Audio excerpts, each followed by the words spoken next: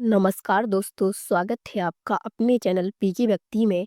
आज हम आप सभी को कंजूस व्यक्ति पर भगवान शिव का कर्जा की कहानी सुनाने जा रहे हैं। तो शुरू करते हैं। बहुत समय पहले की बात है। एक गांव में एक बहुत ही कंजूस व्यक्ति रहता था। वह कभी भी गंगा नहाने नहीं जाता था कि पंडित जी कहीं कुछ मांग ना लें। एक बार गांव के सब लोगों ने कहा, सुनो जी, माघ का महीना चल रहा है, सब लोग नहाने जा रहे हैं, तुम भी प्रयागराज चले जाओ, नहाओ और एक डुबकी तो लगाओ। सारी जिंदगी तो हो गई, तुम गंगा नहीं नहाए।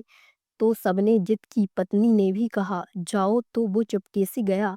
पहले तो देखा कि भीड़ कहाँ ज्यादा और कहाँ कम है।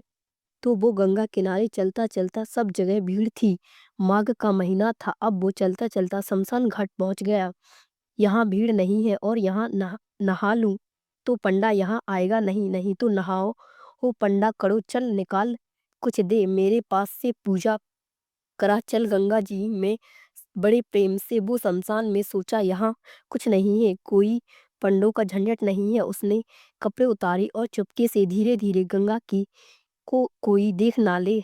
और बड़े पैसे वाला था पर कंजूस पड़ा था। वो शमशान में जाके डुबकी गंगा जी में लगाया और भगवान शंकर तो शमशान में ही विराजते हैं। शंकर जी को लगा, आज इसके साथ थोड़ा खेला खेली कर लेते हैं।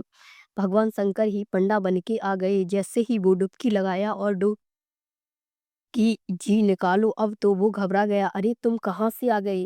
शंकर जी बोले, अरे ये तो हमारा ठेका है, यहाँ पर जो भी नहाता है उससे हमें ही वसूली करनी होती है। चलो ले आओ, नहा लिए, अब लाओ। कंजूस व्यक्ति बोला, अरे हम तो नहाए शमशान इसलिए कि हमें कुछ देना ना पड़े। पंडित जी बोले, यहाँ तो देना ही पड़ता है, यहाँ से तो कोई बच के जाता नहीं है। कंजूस व्यक्ति बोला, अच्छा बताओ कितना पैसा लोगे? शंकर जी बोले, देखो वैसे हम लालची तो नहीं है, पर तुम दो कितना दोगे ये बताओ। कंजूस व्यक्ति बोला, एक पैसा दूंगा। हाँ। शंकर जी बोले, चल मैं एक पैसे से ही खुश हूँ, चल ला। कंजूस व्यक्ति बोला, अभी नहीं लाया, कुछ नहीं हूँ, उधार एक पैसा दूंगा, वो भी उधार। तो शंकर जी बोले, ठीक है तो लिखवाओ अपना खाता वगैरह। यहाँ शंकर जी ने किताब में लिखा, कहाँ के हो? फलानी गली, मकान नंबर फलाना। अरे यहाँ के ही हो? Mobile number. कंजूस व्यक्ति बोला, हम मोबाइल रखते ही नहीं है। अब वो उधारी का बहाना था बचने का। अब तो वो चला कर घर। जैसे ही घर पहुंचा तो शंकर जी तुरंत उसके दरवाजे पर खड़े हो गए। हाँ जजमान जी, एक पैसा निकालो। दरवाजा खोला। पत्नी ने, क्यों? फलाने जी है। हाँ हाँ, तो उनसे बोलना कि एक पैसा हमारा उधार है तो दे। पत्नी अंदर गई, बोली, क्यों जी, आपसे कोई एक व्यक्ति पैसा उधार लेने आया है क्या? लिया आपने?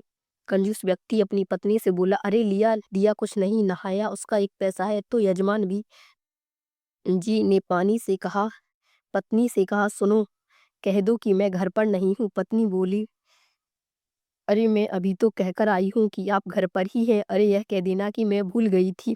अच्छा। पत्नी गई, सुनो जी महाराज, हमारे पति तो घर पर है ही नहीं, कहीं गए हैं। शंकर जी बोले, अच्छा कोई बात नहीं, जब तक नहीं है तब तक तुम जो बनाई हो सो दे दो, तब तक हम खाएंगे, इंतजार करेंगे।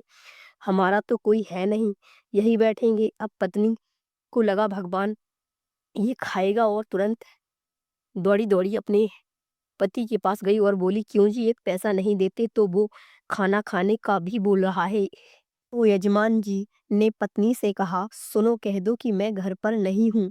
पत्नी बोली, अरे मैं अभी तो कहकर आई हूँ कि आप घर पर ही हैं। अरे कह देना कि मैं भूल गई थी। अच्छा। पत्नी गई, सुनो जी महाराज, हमारे पति तो घर पर है ही नहीं, कहीं गए हैं। शंकर जी बोले, अच्छा कोई बात नहीं, जब तक नहीं आते तब तक तुम जो बनाई हो सो दे दो, तब तक हम खाएंगे, इंतजार करेंगे। हमारा तो कोई है ही नहीं, यहीं बैठेंगे। अब पत्नी को लगा, हे भगवान ये खाएगा, और तुरंत दौड़ी दौड़ी गई और बोली, क्यों जी एक पैसा नहीं देते? तो वो खाना खाने की भी बोल रहे हैं, खाएगा भी तो। यजमान जी बोले, अच्छा बोल दो कि पति की तबीयत खराब है। पत्नी फिर गई, सुनो जी हमारे पति की तबीयत खराब हो गई है, बाद में आना। अच्छा तबीयत खराब हो गई है? अरे हम डॉक्टर भी हैं, वैद्य भी, लाओ कहाँ चले? अब पत्नी फिर आई, सुनो जी कह रहा है तुम्हारा इलाज करेगा। बोले, पता नहीं क्या करता है, एक पैसा तो अभी उतारा नहीं, इलाज करके पता नहीं कितना पैसा लेता है। इससे इलाज नहीं कराएंगे। अच्छा एक काम करो कि मेरा पति कह दो कि हम मर गए हैं। पत्नी ने कहा, ये घोर पाप है। अभी आप जिंदा हो और हमसे यह कह रहे हो कि हम मर गए हैं। हम नहीं कहेंगे कि मर गए। अरे एक काम कर, मैं पड़ जाता हूँ आंख बंद करके, तू सचमुच ही लेट गया। और जब लेट गया तो पति ने कहा, सुन ऐसे ना जाना, रोती रोती जा, वो सुनेगा कि मर गया तो चला जाएगा, एक पैसा तो बचेगा। अब वो मरने का नाटक किया और पत्नी रोती, महाराज महाराज बीमार थे, पता नहीं क्या हुआ, प्राण निकल गए। शंकर जी बोले, अच्छा मर गया। अच्छा एक काम करो, तुम घर में अकेली हो ना। शंकर जी बोले, मर गया तो उठाएगा कौन, मैं गांव वालों को बुलाता हूँ। अब भगवान जी ने शंकर जी ने सारे गांव वालों को, सुनो यजमान जी मर गए हैं, सुनो सुनो यहाँ आओ, ये फलाना मर गया, जरा आओ। अब सारा गांव इकट्ठा हो गया, सब इकट्ठे हो गए। वो पड़ा है और पत्नी की तरफ बार बार यूं कर रहे हैं कि अभी गया कि नहीं।